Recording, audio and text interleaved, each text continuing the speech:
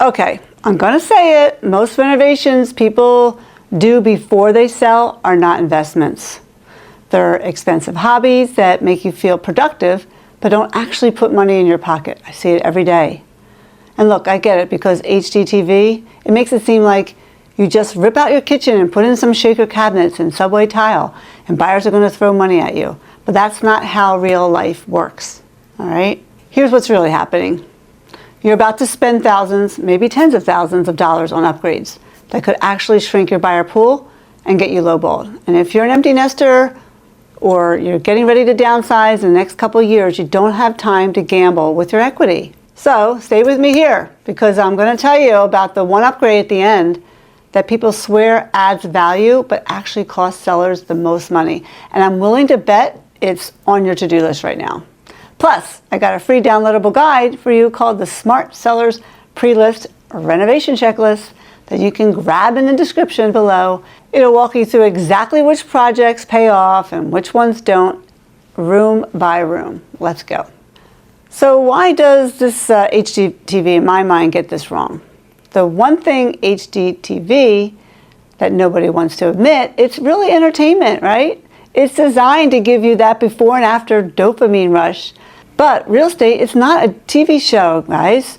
Real estate is math plus psychology plus buyer fear. And these three things don't care how gorgeous your backsplash is. HGTV makes it look so simple. They're like, we spent $60,000 and now the house is worth $120,000 more. But in real life, buyers don't pay you dollar for your taste, your upgrades, or your dream kitchen. They pay for confidence, they pay for low maintenance, they pay for what feels easy and safe. We actually have data on this. There's this thing called cost versus value report that tracks what projects actually recoup at resale. And here's what blows people's mind. Some of the highest ROI projects are boring things, like replacing your garage door, or putting in a new steel entry door or a new forever door in front, like a storm door.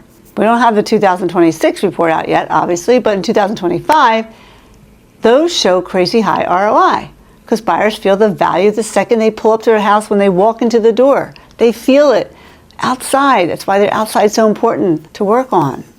Meanwhile, all those sexy remodels you see on Instagram, a lot of them don't perform the way homeowners think they will, especially when they're too personal or too expensive for the neighborhood. I've seen that. Or done right before you list. So have you ever renovated something thinking it would help you sell and then wondered if it was actually worth it? Drop a comment below and let me know what project you're second guessing. So today I'm gonna expose the HGTV renovation lie and give you smart seller roadmap, right? That's what we're doing. We're covering the 7 upgrades people do that either don't pay off or totally backfire, 5 upgrades that are boring but actually make you money, and then what to do instead if you're planning to sell sooner than later. All right, what are these 7 upgrades that don't pay? So if you're selling in the next year or two, I need you to get this concept locked in, all right? The goal is not to create your dream home. The goal is to maximize buyer demand with minimum buyer objections, because demand is what drives multiple offers, and multiple offers is what drives up your price, all right? So what are these 7 renovation traps that I see all the time, all right? Trap number 1, the full gut renovation because it's dated. Well, that's the biggest HGTV lie of all. People look at their kitchen and they're like, oh my God, it's from 2005. Buyers are gonna hate it. I need to gut the whole thing. And sometimes, yes, you do need to update. Depends on when you're moving too, but not the way HGTV does and tells you to do. Okay, here's the deal. A minor kitchen remodel like a smart facelift can actually perform really well. In the cost versus value report, a minor kitchen remodel recoups about 96% nationally, and it might even go higher in 2026. But the trap is people don't do minor. They do emotional spending. They start moving walls, moving plumbing, get custom everything, boutique finishes, and suddenly you spent 80 grand on a kitchen that buyers didn't pick, didn't trust, and can't tell if it's quality or just expensive. So the seller truth is, if you're within 1 or 3 years of selling, you don't renovate for your taste. I'm sorry. You renovate for marketability. Why do you spend all that money and not have it be marketable? Trap number 2 is over improving for your neighborhood. Oh my God, I see this all the time. This is a brutal one. You put in a $15,000 range in a market where buyers are expecting a $2,000 range. And now you don't look luxurious, you look like someone who overspent and doesn't understand the market. Over improving creates an appraisal ceiling because the comps don't care what you paid. And worse, buyers start asking themselves, like, if I don't like this, I'm paying to remove it. Or if it breaks, repairs are going to be insane. Or why is this house price so much higher than everyone else's house? Because of this range? I don't like the range, or I don't need this kind of range. And that's how sellers also accidentally price themselves out of demand, because they think they have all these things in the house and they're going to get the money back when they sell. But they don't. And also, it's the big picture, guys. It's not just one thing. That's why we go room by room. That's why when you do the realdealagent.com and ask me to help you find a realtor, I go to your house.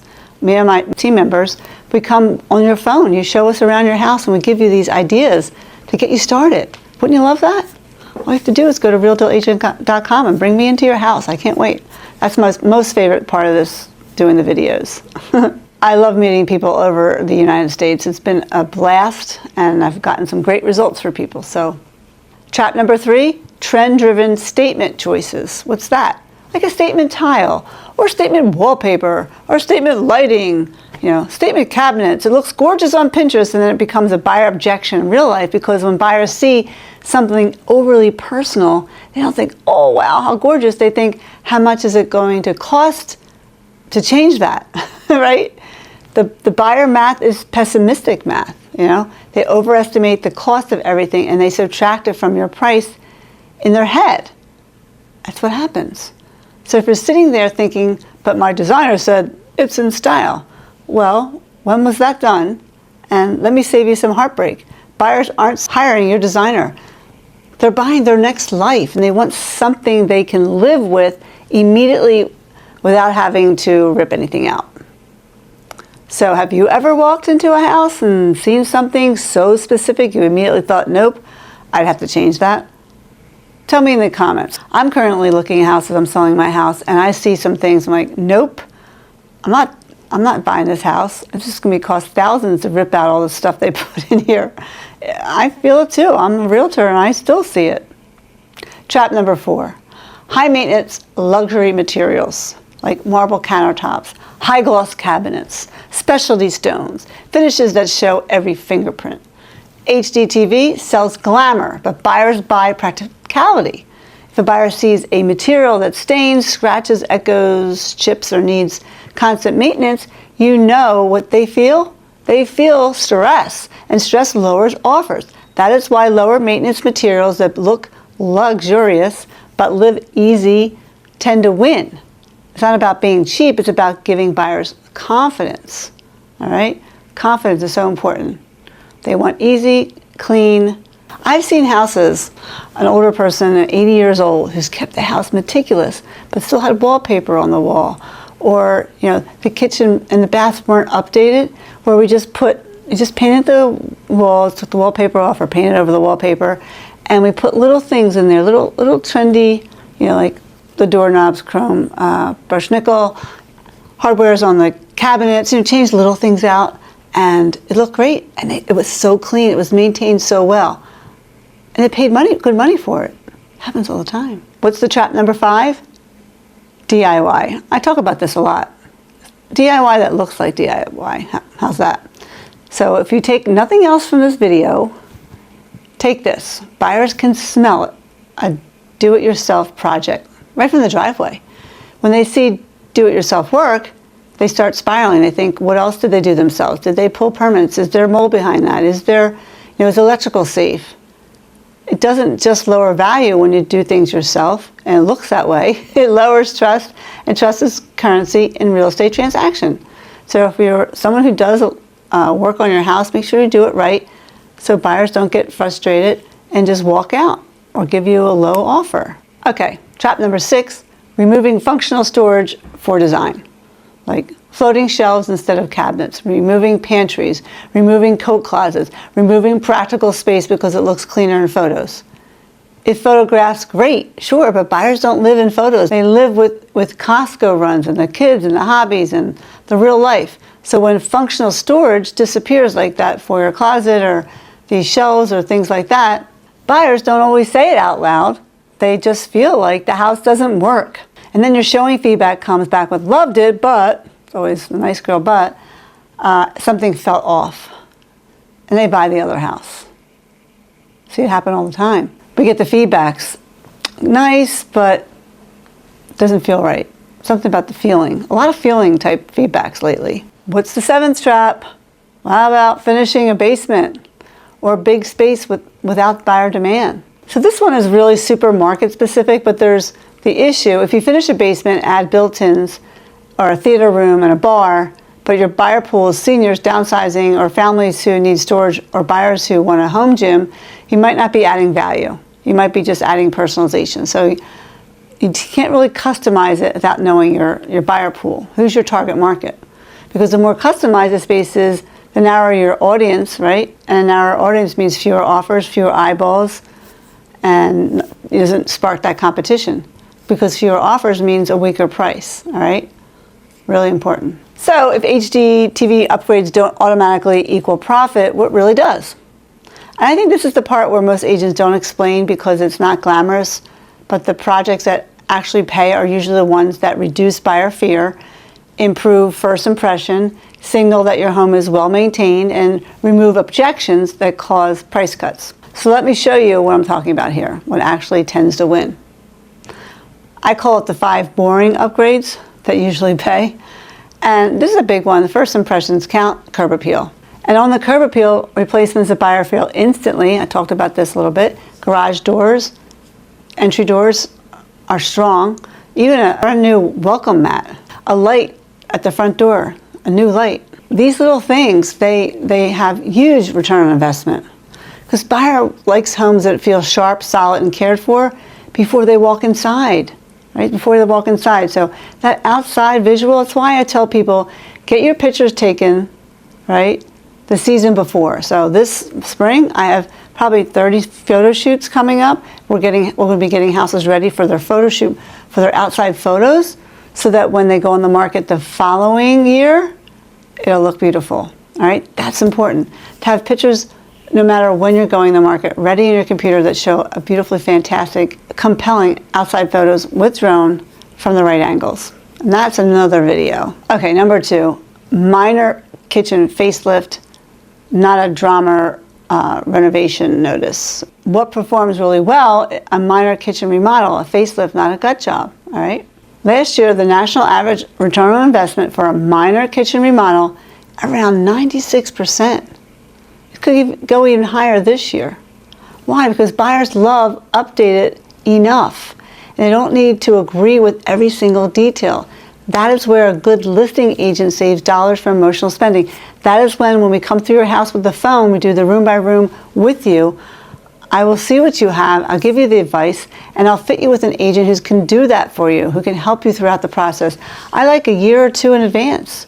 If you're selling that within the next year, we need to get a room by room now. Just go to Real Deal Agent to sign up for one. Got to get it done. Number 3, manufactured stone veneer. You know what that is? It appears near the top of the cost versus value rankings. It's that, this home is quality signal that buyers respond without even realizing why. It really looks nice. If you can get it done, that's what you want to do. I call it the lick 'em stick 'em stone, but it can look really nice. Number 4, fixing what buyers interpret as deferred maintenance. What does that look like? Now, this isn't one specific project, guys. It's the whole category that protects your price. Like a worn roof signals future expense. Stained carpets signal hidden issues. Old mechanicals create inspection fear. Or stain on your ceiling, you didn't paint it, staining like a water stain. Peeling paint signals neglect. You don't have to turn your home into a magazine, right? You just have to remove the money pit vibe. No chip paint. I mean, I've gone in houses and the paint's chipping, and you can open a window and there's dirty in between the window, and there's dirt everywhere, like there's cobwebs in the basement. Like all the areas that I focus on are the garage, the basement, things that people don't think about. And I paint cement everywhere. It's another video, but I paint every cement you have. That's a little boring things. Number 5, I call it the strategic pre-list planning. It's one that sellers skip, right? They skip it. Nobody teaches this but me. No. So I'm not going to say go out and renovate everything, right? But we're going to plan and prioritize, sequence, price strategically. This is where you keep tens of thousands of dollars. That's why you need to go to realdealagent.com and sign up for a free room by room where I go through the house with the video. I can see your house. Give you ideas. I don't care if your house is a mess. Everybody's house is a mess when we do this. I don't look at your stuff. I look at things we need to upgrade. What's that low-cost fix-ups that's going to give you the biggest return on your investment, right? So if you're thinking of selling, the best thing to do, I can help you there. If you're in my local area, obviously, but if you're elsewhere, I have license in Pennsylvania and New Jersey right now. So all you do, like I said, go to Real Deal Agent, connect you with that agent who will understand what we're trying to do. Go through your house, we'll make that list, connect with the agent gets together and hangs out with you for a whole year or 6 months while you're doing all this stuff. The real truth of the matter is the wrong advice before you list can cost you way more than a commission ever will. All right, so I promised you the one upgrade that can cost sellers the most. All right, here it is. The upgrade is renovating without a pricing strategy. Well, what's that? Well, I see sellers do this all the time. They spend $30,000, $50,000, $80,000, and then they price based on what they put into it. I'll tell you, the market doesn't care, and now then they're chasing the market with price reductions, buyers smell blood, and the final number ends up lower than they just done less and priced it right from the start. All right, do you want to be that person? I mean, you're on this channel, you want to hear things, and I'm telling you, and I get people to do the room by rooms, and I tell them you got to paint that wood, or you got to do this, and I'm like, I'm not doing that. I'm like, well, okay, then why do you even go for a room by room if you're not willing to do and be coachable?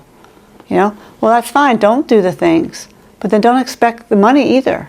All right, so that's why we do the room by room first, and then vet you with the agent. All right, so important, because your home is not priced by your receipts. It's priced by your buyer competition, most importantly. And that's the difference between HGTV thinking and real deal real estate thinking, like I think. So have you ever bought something for your house thinking it would add value and then wondered if anyone even noticed? Let me know in the comments. So if you're thinking about updating before selling, start with a clear plan, all right? Set your timeline, number 1. If your sale is within the next 0 to 24 months, hopefully it's not 0 because you lost all the things we could have done. But just focus on marketability, not your dream home, right? You have to divorce yourself from your asset. This is no longer the house you owned, all right? Doesn't matter what color things are. Number 2, do a buyer objection audit. Walk through your house like a cautious buyer. Note every hesitation and potential deal breaker. And you should do that with me or one of my agents because you're not going to notice them, all right? Number 3, invest strategically. Spend where it removes fear. Curb appeal, repairs, clean updates, cleanliness in the house, bright lighting, functional spaces in the house, all right? Number 4, we talked about is to skip the trend traps, personalized with decor, not permanent finishes. 5, get expert guidance first. That's why we do the room by room, because a smart plan will always outperform a big budget. And if you want a deeper dive into the tiny details that buyers notice immediately, things that can slightly lower your home's value, check out my next video. Most sellers overlook these details buyers never do.